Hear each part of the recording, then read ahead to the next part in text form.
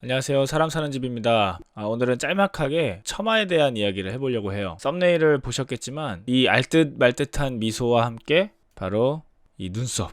눈썹이 없어요. 처마는 사람 얼굴로 치면은 이 눈썹 같은 역할을 하는 건데 요즘에 집들을 보면 이 처마 없는 집들이 굉장히 많더라고요. 사진을 한번 보여드릴게요. 네, 이런 집 여기 보이시죠?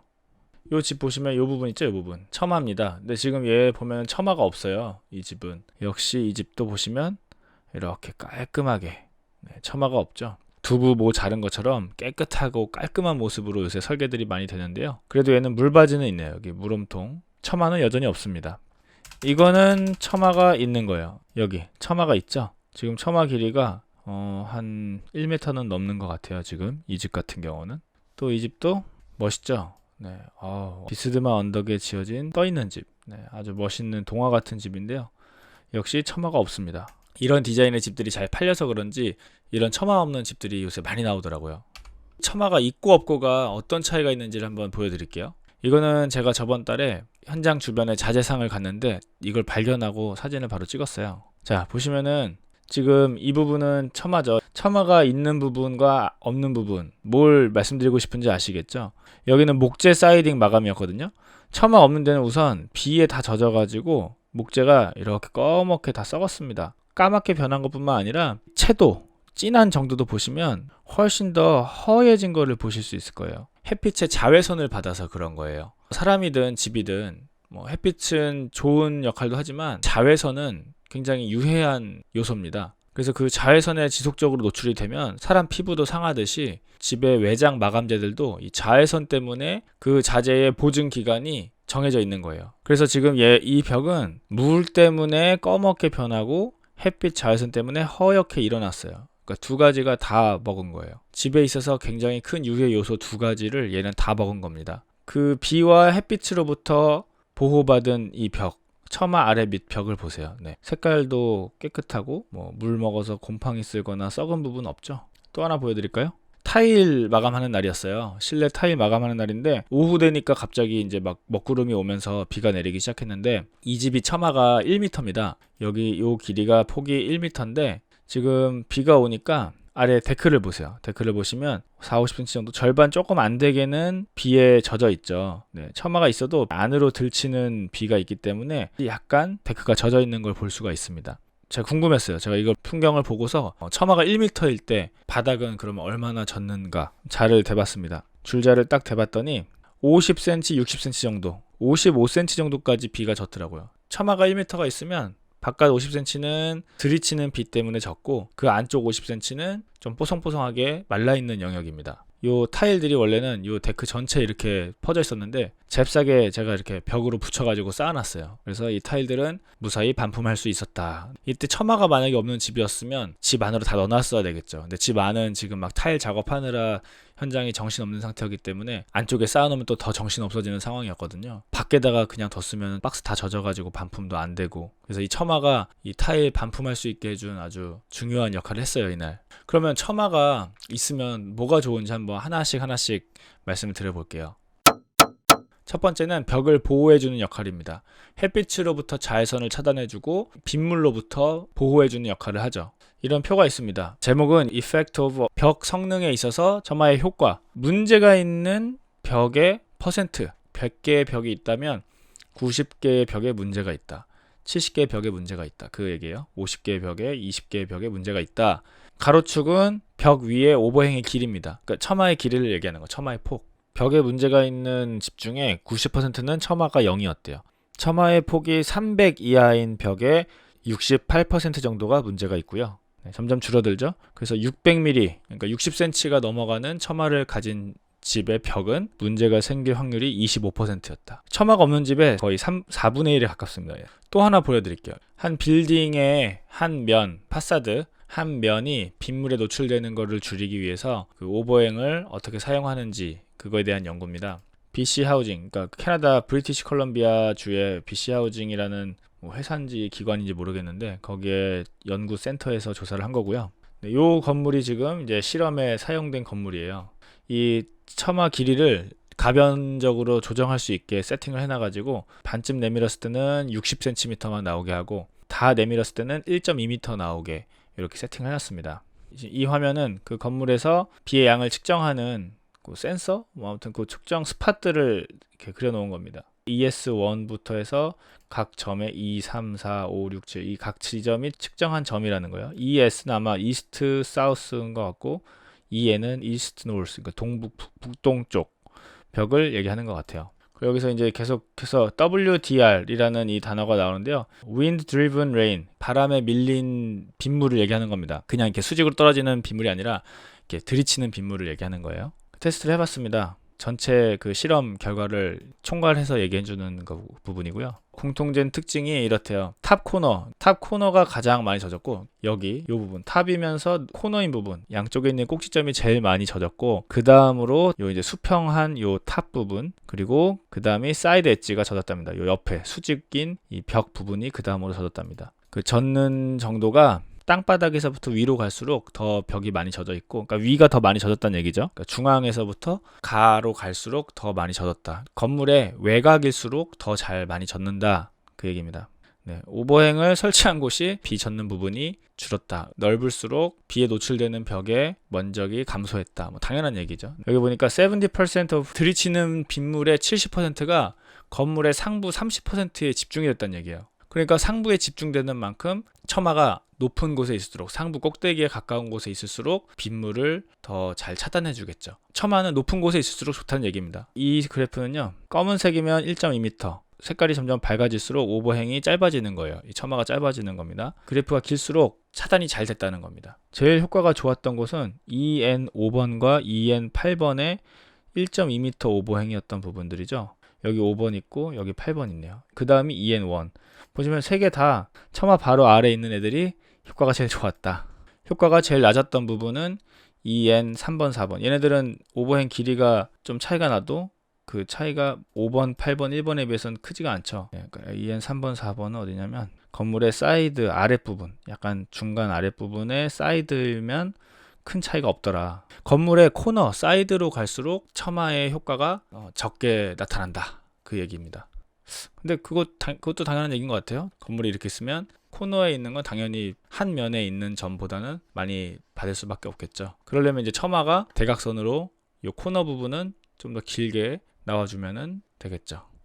갑자기 한옥 생각나네. 한옥 보시면 이렇게 처마가 끝으로 코너로 갈수록 이렇게 길게 또 이렇게 위로 올라가 있는 거를 보실 수 있을 겁니다. 이게 요거랑 연관이 있는지는 모르겠지만 갑자기 생각나서 한번 얘기해봤고요. 지금 편집하다가 찾았는데 이 한옥의 코너에 있는 처마 부분을 추녀라고 하잖아요. 알쓸신잡의 유현준 건축가가 설명하는 영상인데요. 이 부분이 긴 이유도 있고 또 이렇게 말려서 올라간 이유까지 나와 있더라고요. 이게 비가 올 때 더 넓은 부위를 막아주기 위해서 더 길게 빼는 것과 동시에 더 길어진 만큼 그늘이 넓게 생겨서 덜 마르는 걸 예방하기 위해서 지붕 각도를 이렇게 올린 거라고 합니다. 링크 영상 보시면 자세히 나와 있습니다. 그리고 그 아래에 있는 또 다른 그래프인데요. 상관 관계도를 퍼센트를 직접적으로 나타낸 거예요. 오버행 길이가 30cm면은요. 각 지점에 따른 그 보호 효과가 이렇게 미미해요. 1m 20cm가 되니까 이 각 점들에 따라서 위치에 따라서 그 젖는 비의 양이 이렇게 폭이 커지더라는 얘기입니다. 처마 좁게 하면 큰 차이가 안 나는데 할 거면 넓게 해라 그 얘기입니다. 키포인트, BC주 남부니까 밴쿠버 얘기하는 겁니다. 겨울에 비가 많이 오고 영국 날씨처럼 이렇게 우중충하고 비 많이 오고 바람 불고 우리나라처럼 여름에 막 폭우가 오고 장마가 내리고 그런 건 아니지만 겨울에 꾸준히 잦은 비가 내리는 그런 지역이에요. 비가 많이 오는 만큼 이 오버행, 이 처마의 효과가 눈에 띄게 잘 드러나더라. 특별히 그 오버행 바로 아래가 아주 효과가 좋았다. 그러니까 처마 바로 밑이 효과가 좋았다. 네, 넓은 처마가 더 넓은 보호 면적을 제공합니다. 그 처마에서부터 멀어질수록 효과가 떨어지고 건물의 중앙에서 코너로 갈수록 효과가 떨어지더라. 이거는 저도 이번에 여기 이거 보면서 느낀 건데 건물 높이의 상부 30%에 바람에 들이치는 비의 70% 양의 비가 집중된다는 얘기가 되게 새로웠습니다. 그래서 그 상단 30%를 잘 막으면 들이치는 빗물 70%를 막을 수 있는 아주 효과적인 시설물이 되겠죠. 풍속이 셀수록 오버행의 효과가 떨어진다. 그 처마의 효과가 떨어진다. 이런 연구 결과가 있습니다. 네. 정리하면 길수록 좋고 건물의 상부에 가까울수록 좋고 건물의 측면, 코너로 갈수록 효과는 떨어진다 얘기인 것 같아요. 처마를 넓게 빼라. 직관적으로 누구나 알 수 있는 내용이지만 그래도 이렇게 실험을 통해서 뭔가 근거가 있으니까 좀 더 설득력이 있네요. 그냥 딱 상식적으로 생각해도 햇빛 차단, 빗물 차단 이 두 가지가 굉장히 큰 역할을 합니다. 처마가. 처마의 장점 두 번째는요. 여름철에는 햇빛을 차단해주고요. 겨울에는 햇빛을 들여보내줍니다. 이 처마의 길이를 잘 조절해야 돼요. 사진 하나 더 보여드릴게요. 북위 40도, 우리나라 38선이 있으니까 그러니까 우리나라랑 비슷한 위치라고 보시면 돼요. 오버행 길이가 이 정도일 때 6월 21일 제일 해가 긴 하지 아마 그 부근을 여기서 설정한 것 같아요. 남중고도가 제일 높을 때의 12시의 햇빛의 각도가 이 각도래요. 이 처마에 의해서 그늘이 집니다. 이 벽 전체가 그늘 안에 들어와요. 설명드리려고 그냥 스케치업으로 대충 그려본 건데요. 요게 여름철 사진이고요. 요게 겨울철 사진이에요. 여름과 겨울입니다. 뭔 차이인지 아시겠죠? 이 스케치업에 보시면 GPS 위치를 설정하고 날짜랑 시간을 설정할 수가 있어요. 서울 경기도권의 임의의 지역을 설정해가지고 그려본 건데요. 6월달 그 하지 기간의 햇빛의 각도입니다. 전체 집안이 남쪽 벽이 다 그늘 안에 들어와요. 그래서 시원하게 햇빛으로부터 직접 노출되지 않고 보호가 되는 거죠. 다음은 12월 21일 아마 동지일 거예요. 이게 해가 제일 짧은 날 정오의 햇빛 각도는 이렇게 들어온다는 얘기입니다. 그러니까 이때는 햇빛이 저 집안의 북쪽 끝까지 들어간다 이 얘기예요. 그러니까 이 오버행의 길이가 너무 길면 또 겨울철 햇빛이 여기까지 안 들어오겠죠. 또 너무 짧으면 여름철에 이 벽이 데워질 거고요. 처마 없는 집은요, 그냥 여름에 집의 남쪽 면이 그 뜨거운 햇빛을 다 흡수하고 있는 거예요. 그 열기를. 그러면 에어컨이 이제 하루 종일 돌아가고 계속 전기요금은 나가고, 저에너지 하우스 해가지고 단열을 나는 40cm, 60cm를 넣었어 해봤자 처마 없애가지고 그냥 그 열을 다 받으면 한여름에 패딩 잠바 입고서 에어컨 켜놓는 그런 느낌? 그러니까 이 그늘 하나만 만들어도 햇빛으로 받는 그 직사광선의 열만 줄여도 엄청나게 많은 열량이 떨어지거든요. 근데 그런 거 무시하고 디자인만 생각하고 그늘 같은 거 신경 안 쓰고 난 에어컨 켜면 돼 라고 생각하는 것 자체가 굉장히 모순된다는 거죠. 겨울철에는 이 정도의 햇빛이 들어오면, 단열이 잘 돼 있는 집이라면 한낮의 햇빛만으로도 저녁까지 훈훈한 그 기운을 저장해 두실 수가 있습니다.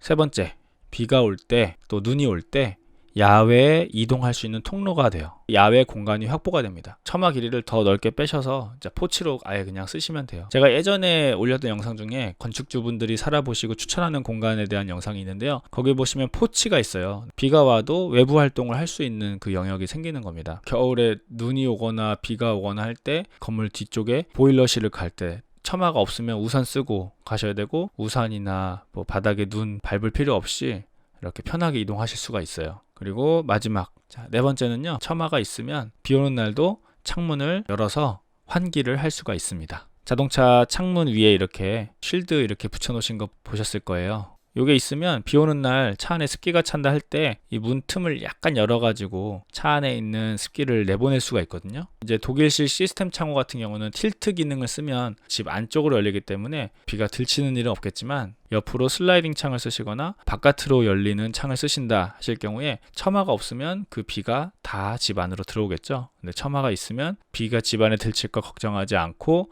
환기를 할 수가 있습니다. 이 사진을 보시면 힌트 같은 게 나오는데요. 집이 지어진 동네 날씨가 보시면 선인장 같은 게 지금 심겨져 있잖아요. 이 동네 자체가 그렇게 비가 많이 안 오는 동네인 것 같습니다. 제 생각에는. 그래서 우리나라처럼 겨울에 눈 오고 여름에 비 많이 오는 지역은 애시당초 이렇게 약간 건조기후인 지역에 세워진 집들의 디자인을 무조건 따라하면 안 된다고 생각을 해요. 그 건축물의 디자인이나 마감 재질 같은 것도 기후랑 굉장히 밀접한 연관이 있다고 생각하는데요. 대표적인 예가 한국 패시브 건축협회에도 등장하는 안도 다다오의 노출 콘크리트 주택인데요. 일본의 유명한 건축가 안도 다다오가 노출 콘크리트 건물을 지었던 지역들을 보면요, 다 우리나라 부산 이남에 있는 지역들입니다. 따뜻한 지역들이에요. 겨울철 추위 때문에 건물에 결로 현상이 발생할 것을 걱정하지 않아도 되는 따뜻한 지역에만 노출 콘크리트를 지었어요. 부산보다 이북에 있는 우리나라에 노출 콘크리트를 짓는다면 겨울철 결로 현상으로부터 자유롭다고 말할 수가 없겠죠. 그래서 우리나라의 기후에 맞는 건축 자재와 디자인을 쓰셨으면 좋겠다는 생각이 들고요. 모던한 주택이라도 이런 식으로 처마를 만들면 충분히 집의 스타일은 해치지 않으면서 이 벽을 보호해주는 처마의 기능성도 살릴 수 있는 그런 집을 지으실 수 있을 거예요. 도심지 주택같이 옆집과 경계에 가까이 붙어 있어서 건물의 면적을 최대로 뽑으시려면 처마를 최소화하는 수밖에 없습니다. 그런 집은 어차피 옆집 벽과 거리가 가까워서 옆집 지붕이나 벽이 비를 막아주기도 해요. 그런 경우는 어쩔 수 없지만 그런 경우가 아니라면 지붕 처마를 확보하셔서 건물 외벽이 건강하게 유지되는 오래가는 집을 지으시길 바랍니다. 집 한 채를 짓고 나면 건축사에는 포트폴리오가 남고 시공사에는 이윤과 현장 경력이 남고 건축주님에게는 집의 유지보수가 남습니다. 예쁜 디자인을 신경 쓰시는 만큼 그 집의 유지보수, 성능에도 고민을 많이 하셔서 설계 때 반영하시면 좋겠습니다. 인테리어에 대한 이야기도 해보고 건축에 대한 이야기도 왔다 갔다 핑퐁처럼 번갈아 가면서 이런저런 얘기 앞으로도 계속 해보겠습니다. 내용이 재밌고 유익하셨으면 좋아요, 구독, 댓글 남기시는 거 잊지 마시고요. 다음번에 또 다른 영상으로 찾아뵙도록 하겠습니다. 안녕히 계세요.